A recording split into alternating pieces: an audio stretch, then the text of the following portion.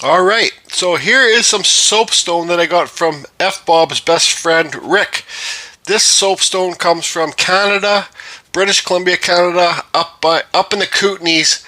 I think he said it's by old soapstone mine, quarry, that's by Duncan Lake, possibly. There's two different types here. Well, it's the same soapstone, but it just, I guess, not grows, but gets made in different ways. This stuff's a lot blacker and harder.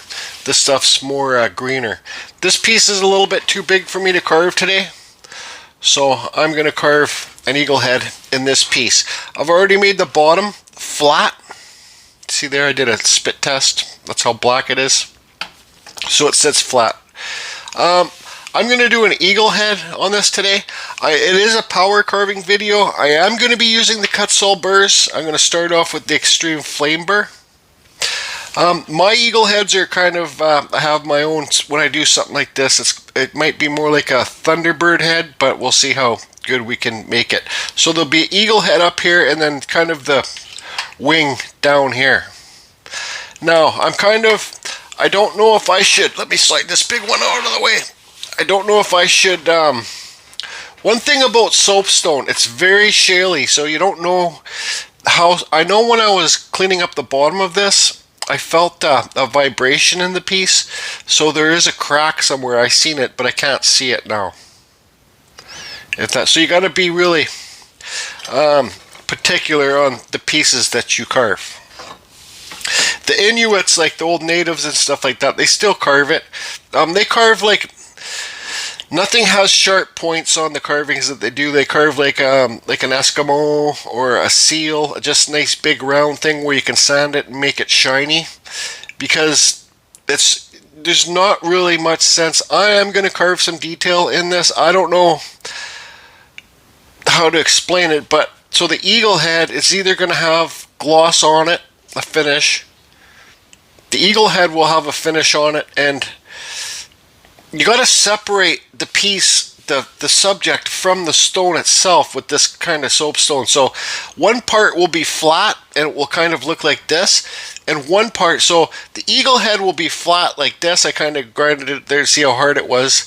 The eagle head will either be like this and the background will be shiny, or the eagle head will be shiny and the background will be flat. So you can separate it from the piece, because you can't do any burning on this to give it highlights in it or anything like that. So another thing too, this soapstone, man, make sure you're in a well ventilated area. Wear your dust mask 100%. I usually wear long sleeves because this stuff gets into your pores and then you taste soap for like a week after carving it. So anyways, I think what I'm going to do off screen is clean this bumpy stuff off so it's nice and smooth, and I can get a nice drawing on there with my pen. So I'll do that off screen. I'll clean off, you see all the bumpy edges here? I'm going to clean all this up, take my time, and then we'll draw the eagle head on.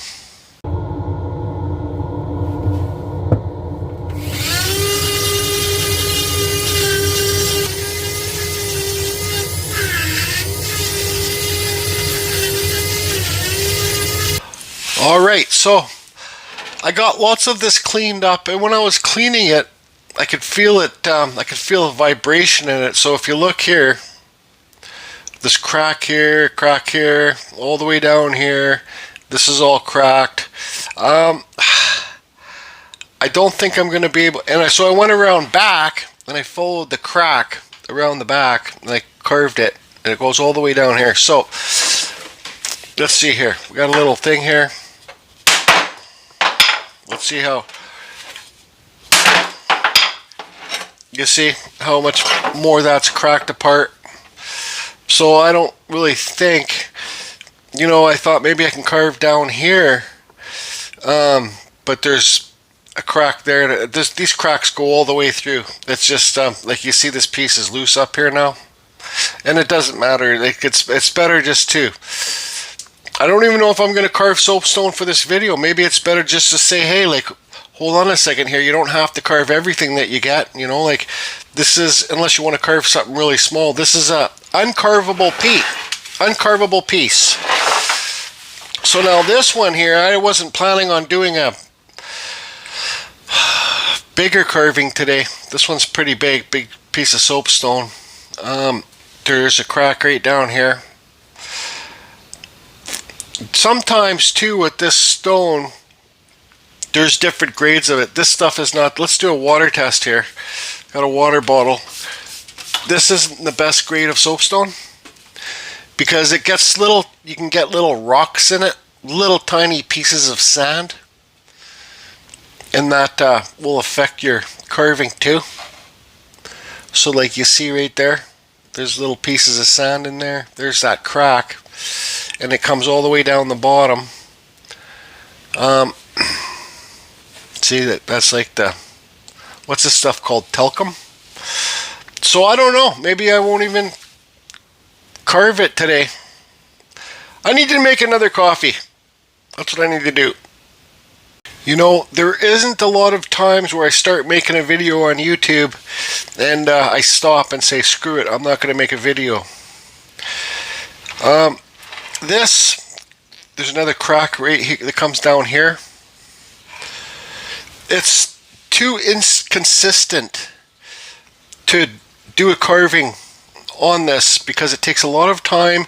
It's dusty, and also when I have my dust collector table here, I have a different dust collector that I use for the soapstone because the bearings are already shot in it. So be aware for you that are going to carve soapstone or stone and have a dust collector that the stone could get into your bearings and make them squeak. So, you know, if you look here, this whole piece could probably chip off because I saw that line come on here. See, it comes here and then it travels down here. So what I'm going to do is put the camera in the overhead, get a screwdriver and this little hammer and see if this whole piece will just chip right off. Okay, screwdriver, paint mixer. Yeah, so look at that, right?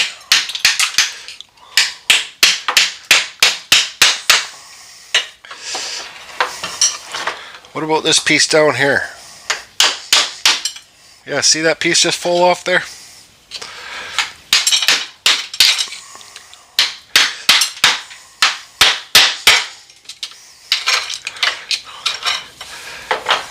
See that? Like I said, it's just really inconsistent, and basically all the pieces that I got are inconsistent like this too. So I think something like this, you know, if you bought this stone or something like that, there's always, now it's sitting weird, there's always a way to save it. You know, I could hollow out the top here and then put a drain hole and just make it a succulent thing for my garden. So I think that's what I'll do. I'll carve some of this deep in here. I'll do that off not filming, and who knows, maybe put some texture on here. Just not worth it. Not everything is, like just some of the wood that you guys will get is not worth it to carve. Even if people get it for you, you just got to tell them, that's sorry, it didn't work out. It's not it's just not as much as you want to, because I told them that I was going to carve them something. They gave this to me. As much as you want to put the time into the piece, it's just not worth it for you or them. So I'm going to hollow out up here, maybe put a little something down here, and call it quits on this one. Okay, so since I said at the beginning of this video, I don't know if I've ever made a video where I didn't actually finish the carving and upload the video. Well, I finished this carving. I took the easy way out. I took the only way out. I carved a simple dogwood flower in there. Not much depth. It doesn't even have an undercut. I got the succulent hole in there, up inside there with the drain hole. Gotta have the drain holes, everybody, if it's an outdoor piece. And this will just go outside in the garden. So now, this is stone. It's not porous, meaning like wood is porous. It has, well, I don't know what they are, but it's porous. It sucks the stuff in when you treat it. So this does not suck it in. I don't care. The better that you sand this, the shinier it will be. you don't even need to put a finish on it if you sand it to like 1000 grit or 2000 grit. I don't know, but I've tried to oil this stuff before. Eventually it just gets dull and you got to oil it every year. Some people suggest, I even tried the beeswax in oil. I tried that and it just gets dull. So I usually just spray this with the clear coat. I don't have clear coat here, so I'm going to use Mod Podge. Yep. Yeah, I know it's called Mod Podge, but I'm going to call it Mod Podge. Yeah, I don't know if I'm going to do the outside of the flower, because this is how you can separate the two colors. Make one darker that has the stuff on it, and one will be later. Should I do the outside of the flower with the Mod Podge just around here, or should I do the flower? I think I'll do, like you can see here where I sanded, I just used up to 120 grit. I think I'll do around here, just this area with the Mod Podge. Then you'll get a nice lighter flower, then this part back here will be lighter too. So you'll just get a dark spot around here. So how about I put this on?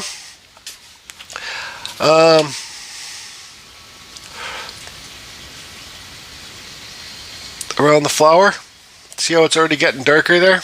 I'll get this on, we'll let it dry, and then we'll finish the video off. Okay, so here's the thing. Even though it's not your best piece, always sign it. There's the J, the dot. There's my drain hole. I got some succulents up in there. Put some moss around them. What can I say? It's not my best piece, that's for sure. But I had nothing to work with, and I think what I did is I saved the piece. It was just a rock before. Now this is gonna, I didn't carve this to sell this. Now this is just gonna sit outside my little garden down by my little waterfall thing, and it's gonna weather over the years. Sooner or later all this shine from the Mod Podge is gonna go away. It's gonna get dirt in there, and it looks cooler when it's weathered. This is a piece that will last friggin', I don't know, 100 years outdoor. Sooner or later, these succulents will start growing new succulents in there and start coming over the edge and stuff like that. I got some wood spirits. When I first started carving the wood spirit, I carved it out of succulents. No, I carved it out of soapstone, and it was green rock when I first carved it. But I want to show you the metal inside the stone. You'll see it's like rust color now. I think the eyebrow broke off one of them, but let's go down by the garden, and I'm not going to talk when I'm down there. I'm just going to show you guys. It's still early in the day.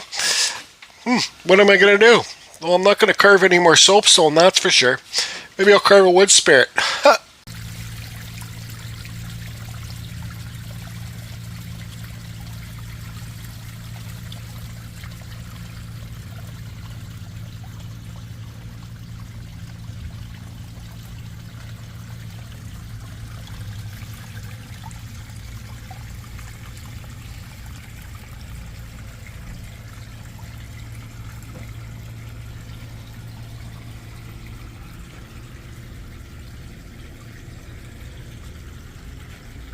Thanks, everybody.